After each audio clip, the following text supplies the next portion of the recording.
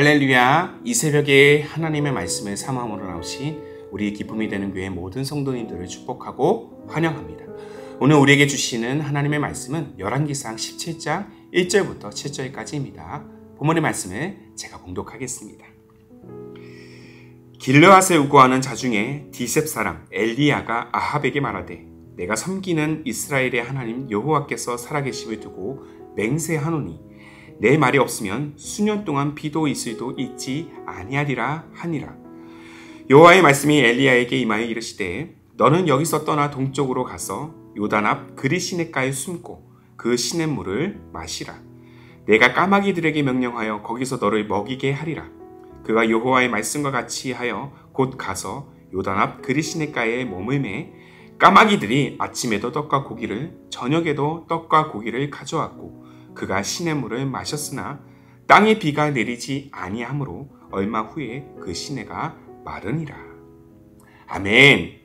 오늘 말씀은요, 순종과 모험이 역사를 만든다라는 제목으로 함께 나누기를 원합니다. 자, 열왕기서에 기록된 역대 왕들의 기록 중에서 가장 많은 분량을 차지한 왕이 있다라면 단연 바로 북이스라엘의 아합입니다. 자, 어제 본문부터 이 아합의 이야기가 전개가 되고 있고요. 이후에 열왕기상 본문은 아합과 이 엘리야의 이야기로 분량을 채우고 있습니다. 아합은 북이스라엘, 남유다 전 역사에 걸쳐서 가장 악한 왕으로 기록이 되어 있어요. 자, 오늘 본문에 앞서서 16장 30절에서 이 열왕기서 기자는 아합을 이렇게 소개하고 있어요. 오므리의 아들 아합이 그 전에 모든 사람보다 여호와 보시기에 더욱 악을 행하여. 자, 그렇다면 도대체 아합은 어떤 악행을 저질렀을까요? 먼저는 자기보다 악한 사람인 시돈 출신의 이방 여인 이세벨을 아내로 맞습니다. 이세벨이 북이스라엘의 왕비가 되자 아합은 그녀와 함께 바알을 숭배하고요, 아세라 목상을 만들기까지 합니다. 자, 이들의 악행으로 인해서 하나님이 선택하셨고 문 나라들보다 강성한 국가로 세우셨던 이스라엘 민족은 더 이상 하나님을 민족의 중심으로 삼지 않습니다. 섬기지 않아요. 아니, 더 정확하게 말하자면 겉으로는 변한 것이 없습니다. 경건의 모양은 유지하고 있어요. 그러나 성전에서의 제사는 존재하지만 백성들의 마음이라는 것은요, 지금 하나님이 아니라 바알을 향하고 있다는 것이죠. 이러한 참혹한 상황을 만든 주동자가 바로 이 아합과 이세벨인 것입니다. 이때 우상숭배에 죄에 빠진 이들에게 누가 등장합니까? 오늘 본문에 등장하고 있는 인물 바로 선지자 엘리야입니다. 엘리야의 이름은 나의 하나님은 여호와시다라는 뜻을 가지고 있어요. 그의 이름처럼 그는 평생을 하나님의 이름을 외치며 특별히 아합과 이세벨, 바알의 제사장들을 상대했던 믿음의 사람이었습니다. 하나님은 엘리야를 통해서 이 신앙의 위기에 처한 이스라엘에게 예언과 기적을 행하심으로써 오직 자신만이 이스라엘의 진정한 통치자임을 나타내고자 하신 것입니다. 나의 하나님은 여호와시다라는 엘리야의 그 이름처럼 이스라엘 민족의 하나님은 다름 아닌 여호와라는 사실을 지금 하나님께서는 분명히 하고자 하신 것이죠. 엘리야가 아합과 대면하여 처음 선포한 말이 무엇입니까? 자, 본문 1절 말씀을 다시 한번 살펴보겠습니다. 길르앗에 우거하는 자 중에 디셉 사람 엘리야가 아합에게 말하되 내가 섬기는 이스라엘의 하나님 여호와께서 살아계심을 두고 맹세하노니 내 말이 없으면 수년 동안 비도 이슬도 있지 아니하리라. 내가 너희들에게 따로 말할 때까지 수년 동안 이스라엘 땅에 지금 비도 이슬도 내리지 않을 것이라고 지금 예언하고 있습니다. 역설적으로 바알은 천둥과 폭풍의 신으로서 풍요와 번성을 상징하는 존재입니다. 저는 어린 시절 강원도에서 자라면서 안 해본 농사가 없습니다. 다양한 작물을 재배하는 일에 제가 경험이 있습니다. 한 해 농사가 잘 되는 조건 중에 가장 중요한 조건이 무엇인지 아십니까?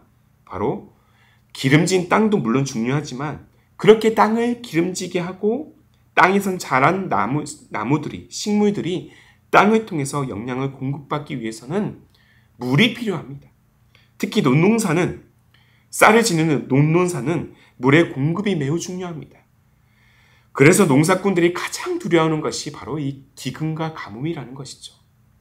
현 시대뿐만 아니라 고대 근동 시대에서도 마찬가지예요.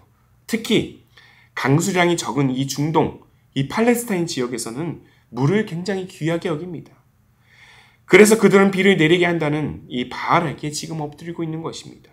바알이 비를 내려줌으로써 가축과 곡식은 풍성한 열매가 되어서 불을 축적하게 해줄 것이라고 지금 여기고 그렇게 믿는다는 것이죠. 이러한 상황에서 몇 년 동안 가뭄이 지속될 것이라는 엘리야의 이 예언이라는 것은 아합에게 있어서 굉장히 큰 재앙과도 같습니다. 그래서 어쩌면 제어할 수 없는 분노로 선지자 엘리야에게 달려들어서 그를 죽이려 했을지 모르겠습니다. 이에 하나님은 자칫 큰 위험에 빠질 수 있었던 엘리야로 하여금 요단강 동쪽에 있는 그리 시냇가로 숨게 하십니다. 엘리야의 편에서 볼 때 하나님의 부르심을 따라 그는 나아갔지만, 그리고 말씀을 있는 그대로 선포했지만 결과적으로 아합에게 쫓기는 도망자 신사가 되었어요. 그것도 언제 어떻게 이 임무가, 이 미션이 마무리될지 알지 못한 채 말이죠. 그는 하나님의 부르심에 순종했고 하나님을 위해서 자신의 삶을 내던지는 모험을 걸었지만 결과는 내심 그가 기대했던 모습과는 정반대이지 않았을까라고 생각을 해봅니다. 물론 엘리야의 결말을 우리는 모두 알고 있어요. 앞으로 이 갈멜산에서 바알 선지자들과 상대하면서 승리한 기적의 사건이 바로 전개가 될 것입니다.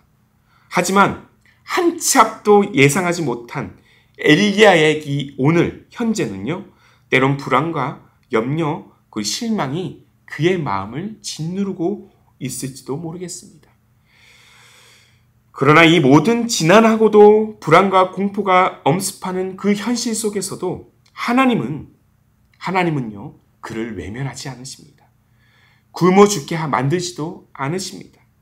엘리야가 머무른 곳에서 이 그리시의 물을 마시고 또 까마귀들에게 명령해서 아침 저녁으로 가져다주는 떡과 고기로 그를 일용할 양식을 그에게 제공하셨습니다. 하나님은 이토록 세심히 엘리야를 보호하셨습니다. 인도하셨습니다. 매일매 순간 내면을 지배하려는 불안과 염려 속에서도 주님은 우리에게 다가와서 세상이 줄 수 없는 평안과 안식을 선사하시는 분인 줄로 믿습니다. 먹을 것을 찾는 것조차 불가능한 상황 속에서도 하나님은요, 그의 섭리로 일용할 양식을 지금 제공하고 계십니다. 이는 과거에 이스라엘 백성들이 광야를 행진하는 동안 하나님으로부터 공급받았던 만나와 메추라기와 그 비슷해 보이기도 합니다.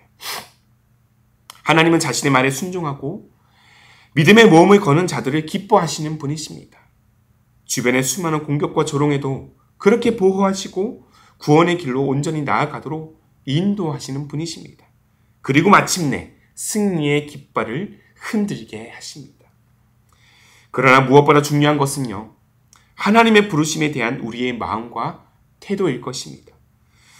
우리의 눈에 보기에 당장 그 어떤 것도 보장되지 않는 것 같은 하나님의 부르심에 온전히 순종할 수 있는가?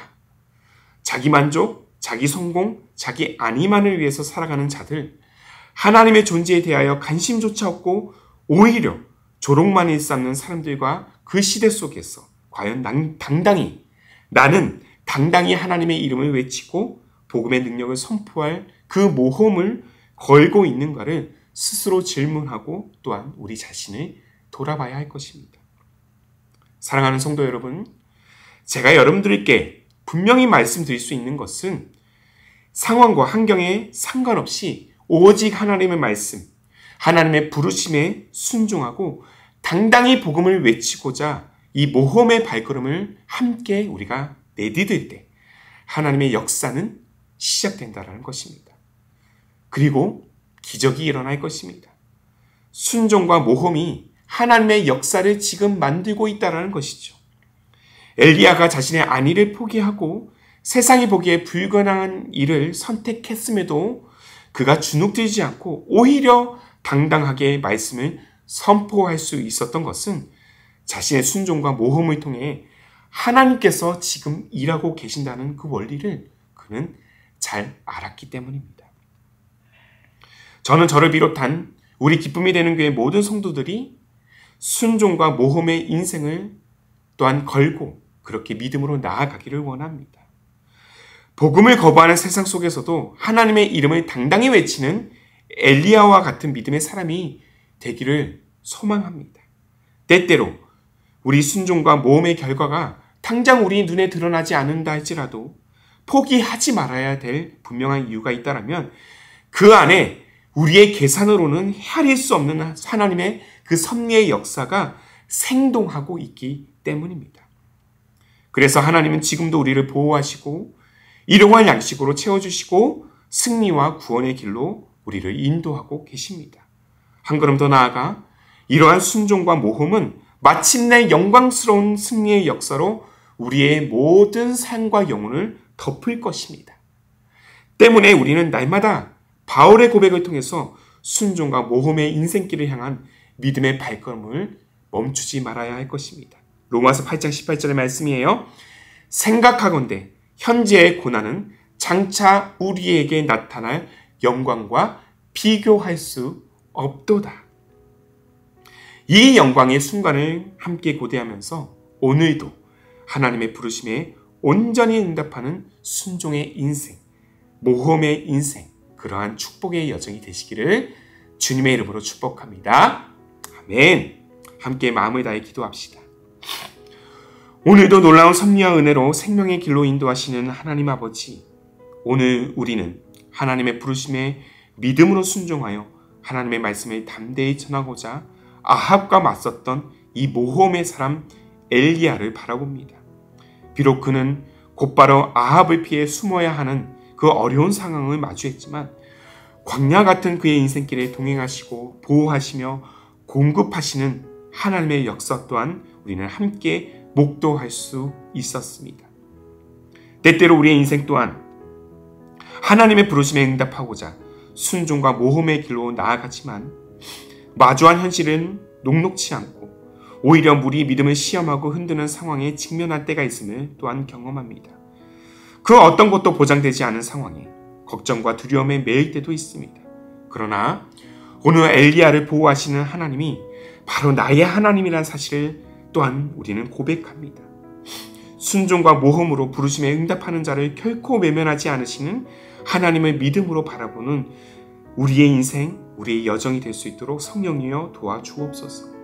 한 걸음 더 나아가 반드시 우리 순종과 모험을 통해서 이루실 하나님의 역사를 소망합니다.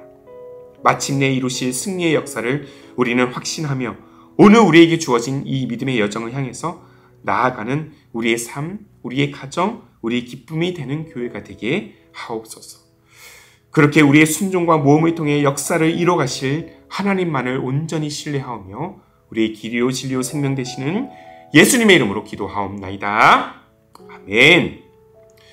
오늘도 주신 말씀을 따라서 두 가지의 기도 제목을 붙들고 함께 기도하기를 원합니다. 먼저는 당장 눈에 보이는 결과를 바라보기보다 믿음의 눈을 들어서 하나님의 섭리를 바라볼 때 현재의 걱정과 두려움, 의심을 넘어서는 우리의 믿음이 되게 하옵소서. 한 걸음 더 나아가 순종과 모험으로 나아가는 자를 보호하시는 하나님을 우리가 신뢰하면서 마침내 이루실 그 승리의 역사를 소망하는 우리의 삶, 우리의 가정, 우리 기쁨이 되는 교회가 되게 하옵소서. 이 두 가지의 기도 제목을 함께 간절한 마음으로 고백하시면서 기도로 하루의 삶을 열어가시기를 바랍니다. 함께 마음을 다해 기도하겠습니다.